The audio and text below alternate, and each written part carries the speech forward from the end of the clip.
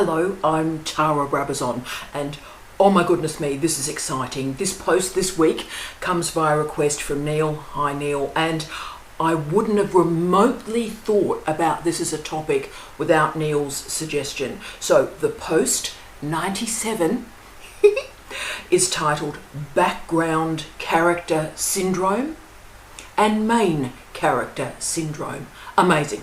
So Neil had been reading some blogs that were using background character, main character, and described it as a syndrome.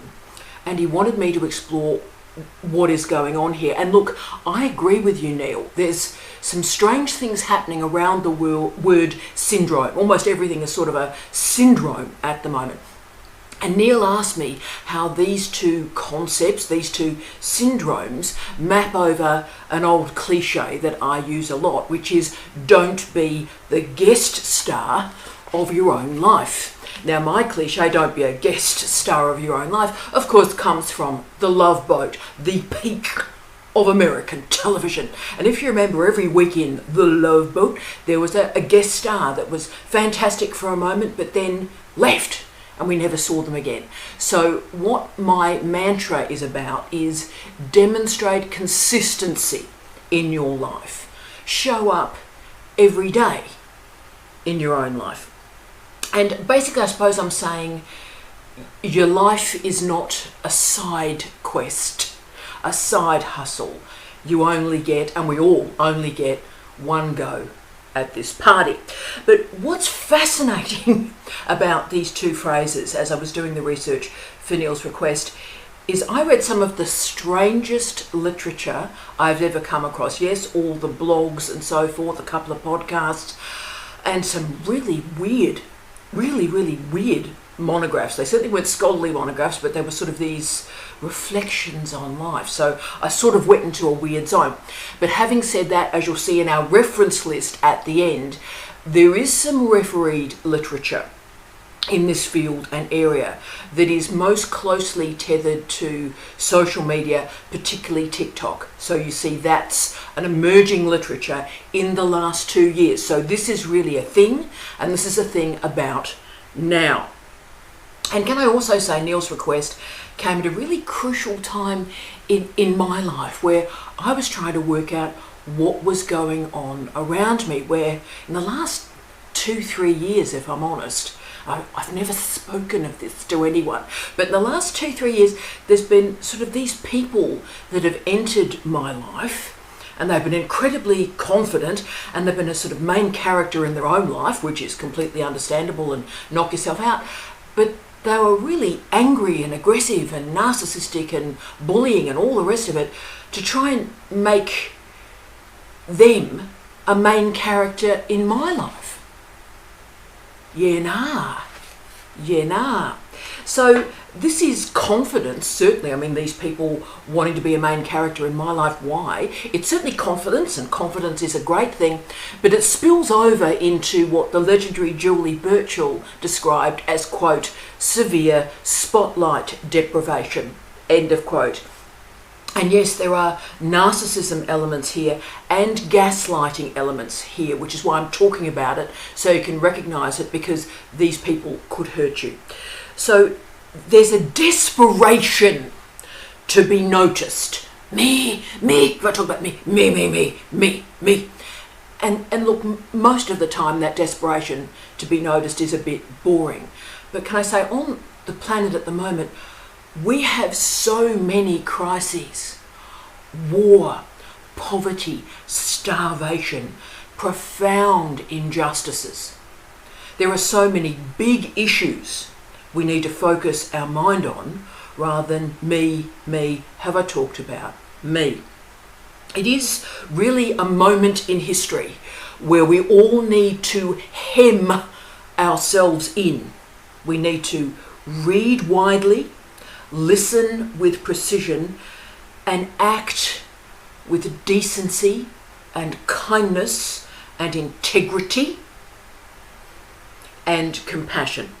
Now, through much of my adult life, in fact, since I was 18 years of age, I've had a post-it note on my desk, which I've sort of stuck to the wall around my desk. And I have to clean it up for this vlog because it has a naughty word in it. But my post-it note reads, quote, "We are all excrement until proven otherwise." We're all excrement until proven otherwise. And that's helped me enormously since I was 18 years of age, because we don't matter. None of us matter. We live, we die, our stuff ends up in a skip.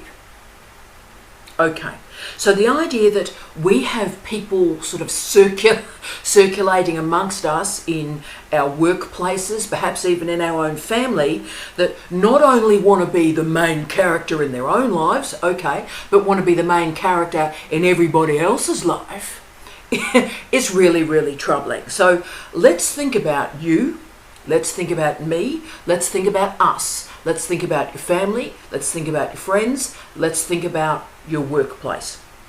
These two tropes that I'm going to talk about today are a way to reorganize your personal and professional life too, and I found that very, very interesting this week.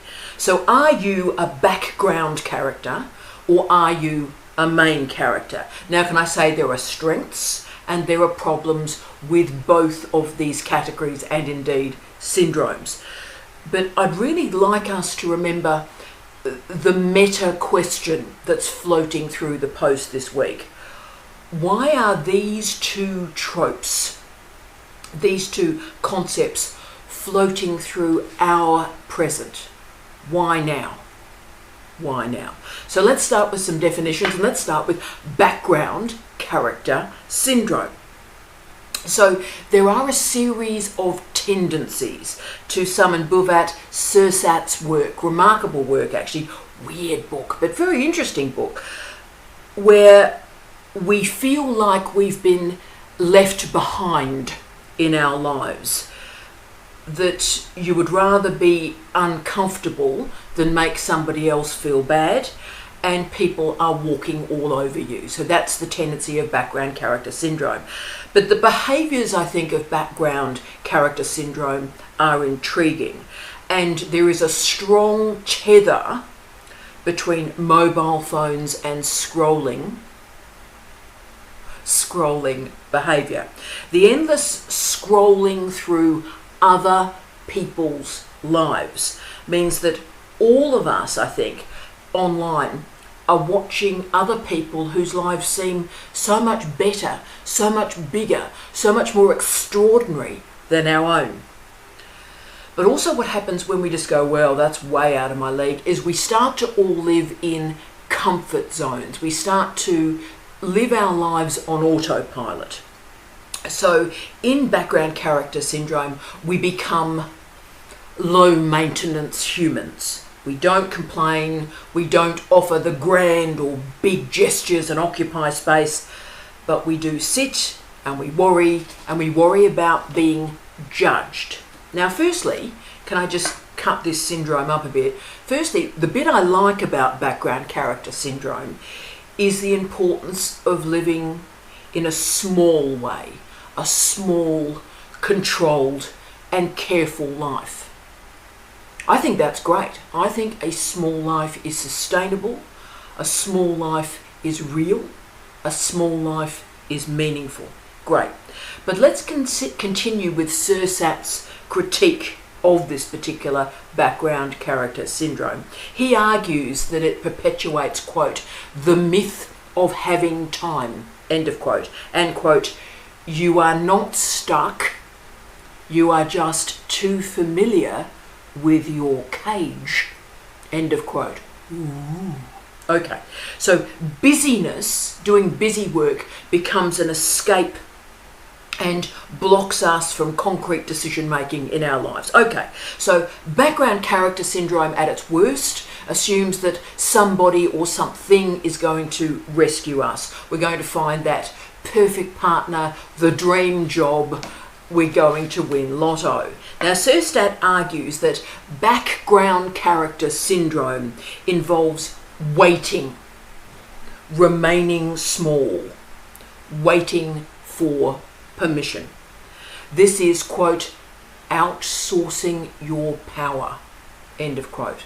Now that's a fascinating phrase. That's something very interesting to embed in ourselves and apply in our lives. So the argument against background character syndrome is it's time to live in the present, stop waiting for a happy ending or a miracle to emerge in your life, and don't live our lives thinking that we have an audience, that if the right thing happens to us, then people will applaud us. Okay.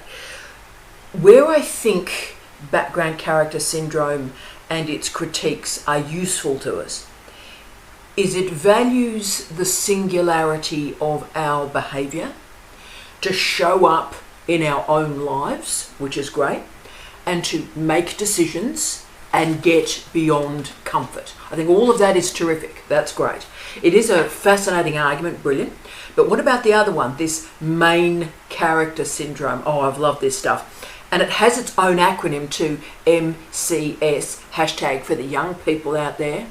And Elias Vaughan described it as, quote, a descent into delusions of the self, end of quote. Wow. And of course, this main character syndrome has been populated and moved through TikTok. And I've been doing a lot of work tracking it in TikTok in the last couple of weeks. Very interesting.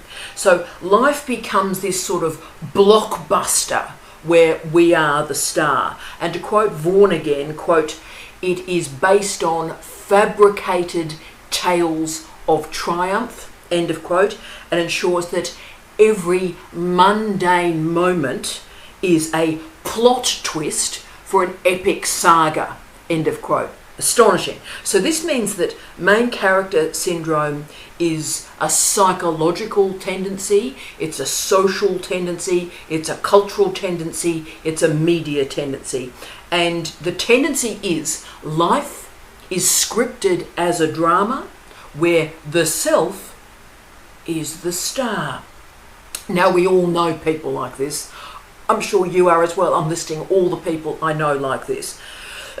And we see it also, can I say, in higher degree programs where higher degree students in particular just arrive into the program delusional about their abilities, and no checking or training or checklists can dislodge their profound confidence that's actually not backed by anything. And what happens with main character syndrome in higher degree students is that the students don't take advice from supervisors, so they never improve. They think they're producing amazing work and actually they're producing rubbish. But I think we see also, we know where this comes from in higher degree students because we see it in academics as well, incredibly, and we of course obviously see it in academic leadership, probably with inverted commas there, and this academic leadership bossing about people, name calling, bullying their way through life, and the endless need to be valued more than other people, pushing people down so that you can shine. Yeah, great. So of course narcissism and delusion are combining here to create this distortion where we become the main character in the grand narrative of life. Okay, so there are many causes of this, and a lot of them start in childhood, right? Where parents use, slogans like, you can do anything that you want, and using languages like special, my child is special, or my child is gifted. And we have gifted programs, right? So think about what this language does to children and what happens as they grow up. So primary socialisation, creating problems through secondary socialisation. So these people have always existed. But now, of course, what's happening is social media provides the theatre through which they can script their story for an audience. That's the change. So filters and captions and posting provide the structure for what's being called in the literature self-scripting. Interesting. So as of December last year, so I'm recording this in 2025, so in December 2024, 4.5 billion people on planet Earth used one or more of the social media platforms. Now, social media is amazing, don't get me wrong, and in fact, I don't like using that phrase because social media are a diversity of interfaces and applications, and I think that diversity needs to be explored more. But there's no doubt that social media has been a great blessing in my life, and I'll just tell you why. As I've moved around the world, I have great friends that I've known for 30 plus years, but of course I've moved around the world. As you can see, we're still in temporary accommodation. I've lived a lot of my life away from my friends. And the great gift of the last 20 years as social media started to emerge is I've been able to have those granular and real, if digital, engagements with my friends every single day. So it's not like I hear from them once a year, we call each other once a month. No, there's that daily engagement, which I mustn't get emotional, but is such a blessing to me wherever I am in the world. But the problem with particular interfaces in social media is that our value, our worth as a human being is reduced, is reified to visibility. Remember that old phrase, I think, therefore I am? Great, I think, therefore I am. Well, we now have, I post, therefore I am important. So instead of thinking about the self, what we're now doing is creating a self for an audience. Okay. So there's a blurring of fact and fiction. We know, we've talked about it a lot in this post series. There's a blurring of expert and influencer. And what happens is everybody else in our lives have really warped relationships with us if we're doing this main character syndrome thing, because lovers and partners become muses. Are you kidding me? And of course, friends become cheerleaders for your success. Yuck. And of course, what is happening to the human body here? Well, the human body is becoming a billboard to sell products. What Vaughan has described as, and I love this phrase, I'm going to do work on this phrase, Vaughan has described as a beauty industrial complex. Brilliant. And if you think about it, this has helped me understand why we have so many damn videos of people, almost always women, who may be saying something, coming out of their mouth, saying something quite important, but they're putting on bloody makeup to the camera while they're offering this content. What the hell is going on? But of course, this is main character syndrome. You're so important that you can actually apply makeup. You don't even have to come fully done to talk to a human being. You can actually share your preparation, putting on your makeup, because you're so important. See the problem?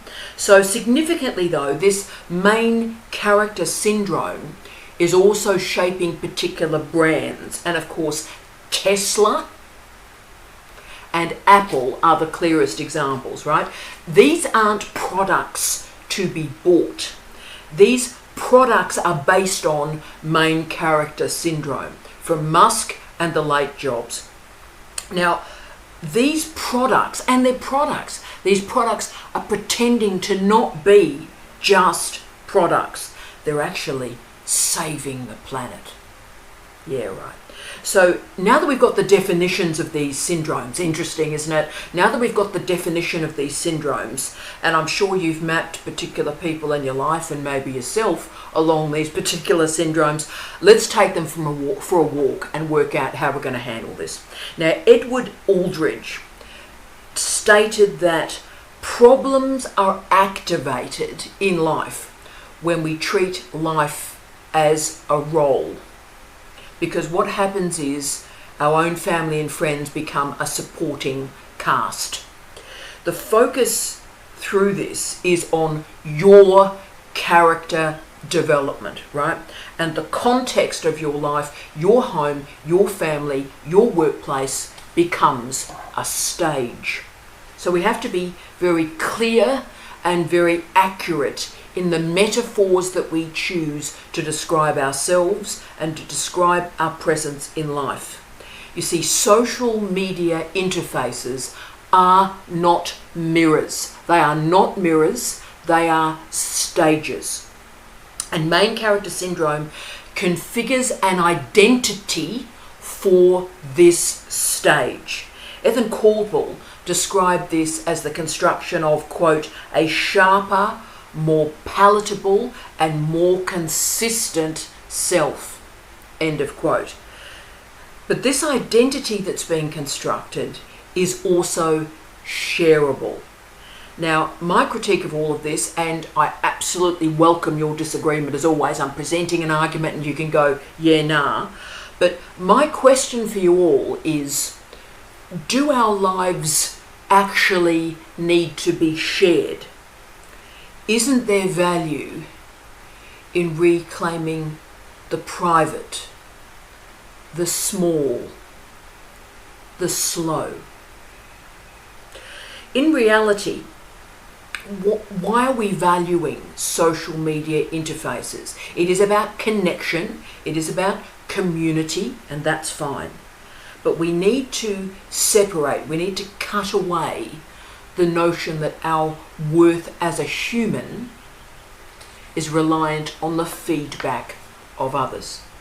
There are lots of descriptions and imperatives we use for response and feedback. So what's going on, what language, and again, some good literature is emerging here. It's called the dopamine economy, a society of micro-validations. Very interested in that as well. And an identity is being configured of pre-editing. Some very nice literatures are moving in all three of those areas, so they're terms to watch. So this is really becoming a mechanical life where living requires an editing of your life and the continuous drip of validation through performance. So activity and visibility are valued over all other attributes, and the methodology is scrolling, sharing, moving on. Scrolling, sharing, moving on. Think about what that does to the world, what it does to you and your sense of self. So living becomes this bizarre, continually renewed posture. Main character syndrome prostitutes our private lives. And it prostitutes our private lives for public gain, for visibility. But you see, and you know I think this, we've done hundreds of sessions on this, boundaries are incredibly important.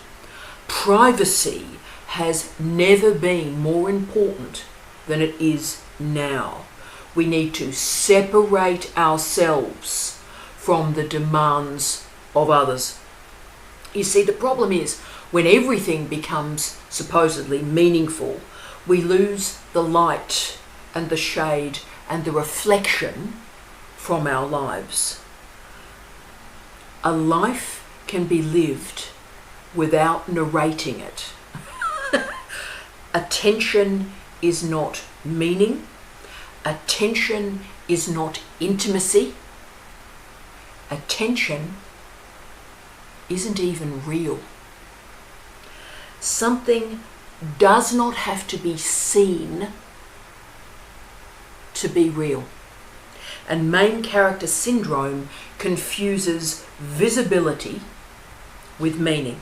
So we're now living through the costs and the consequences of this. But I wonder if there is some potential right now for a reconsideration of background character syndrome, to let those people get on with being the main character and just watch other people's narratives, not their lives, that other people's narratives wash over us, twist and turn, while we're getting on with reading and quietness and thinking and listening.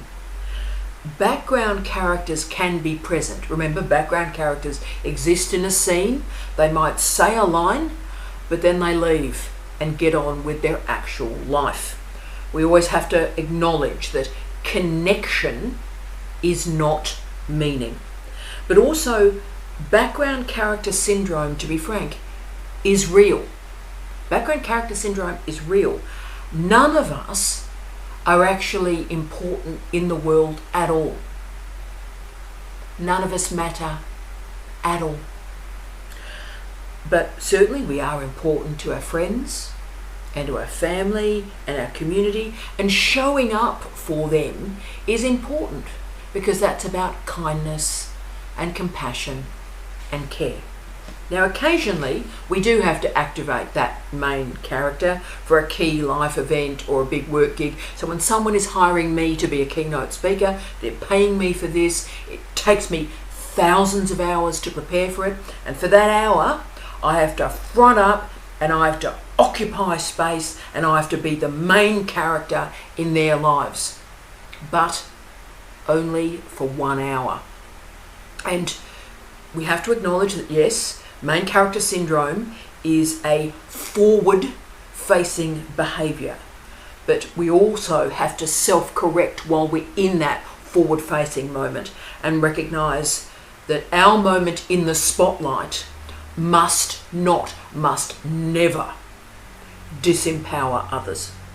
Significantly, main character syndrome has got all sorts of psychological challenges attached to it: anxiety, insecurity, low self-esteem, and the focus, can you imagine living your life this way? Your focus is completely on your personal needs, which makes it very, very difficult to form authentic, deep relationships with emotional integrity and with connection.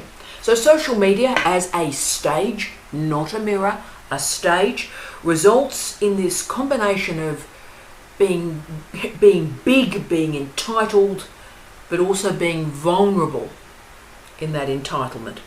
It reduces empathy and it also activates cognitive dissonance. The key, I think, with the two syndromes that we've talked about today is to be reflexive that they exist and know that they can both be beneficial, but they can both be problematic.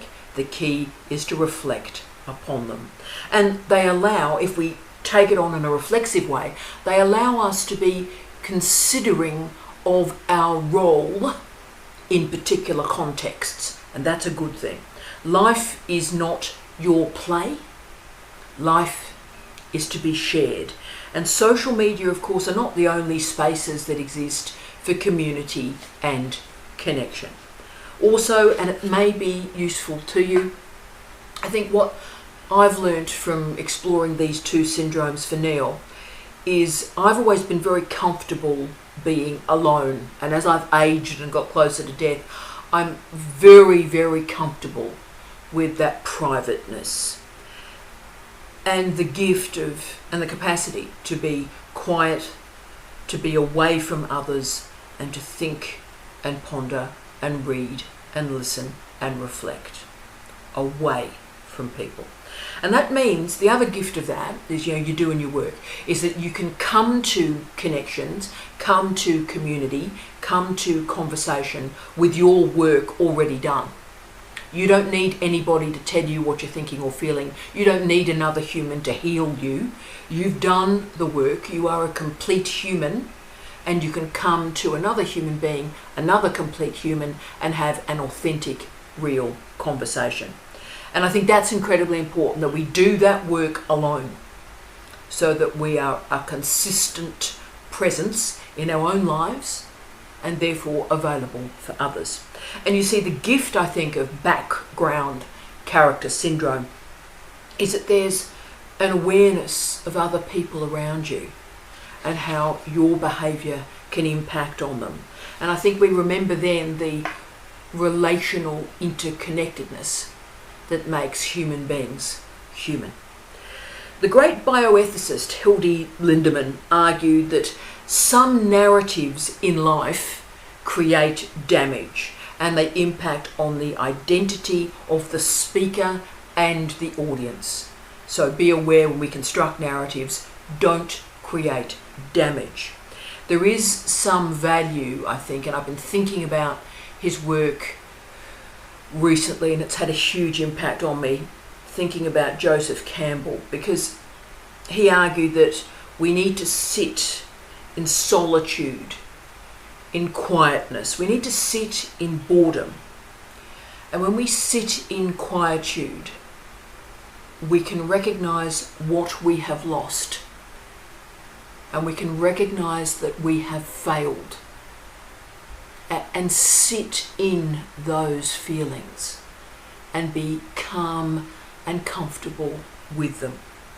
Samuel Beckett's great line in Endgame that was published in 1957, I always love, quote, "You're on Earth.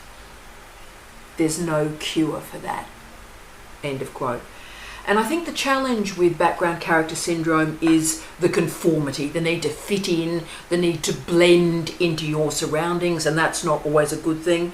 And that quietness can often lead into complacency.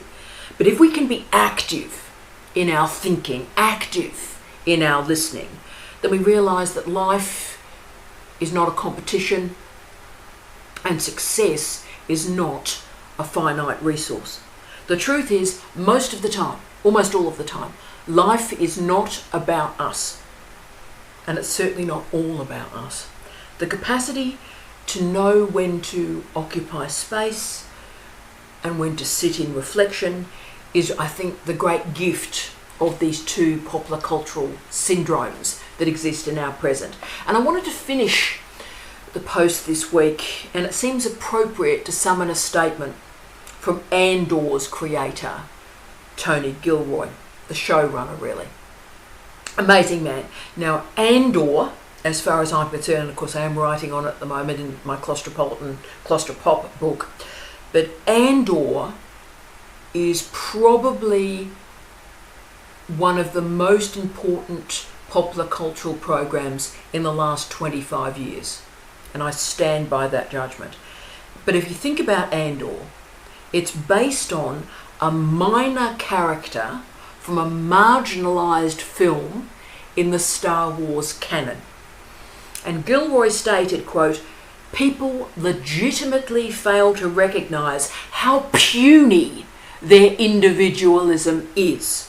The narcissistic belief that you live in some unique time is shocking. We all do it, I do it. That is not the pattern of history." End of quote. We're not unique. And these challenges that we are confronting each day have been confronted before. But instead of validating this sort of hyped up individuality, this may be the time to listen, to learn, and connect. And just like with Andor, the background character can become the main character, but with integrity, decency, and kindness. I wish you love, light, and peace. TL.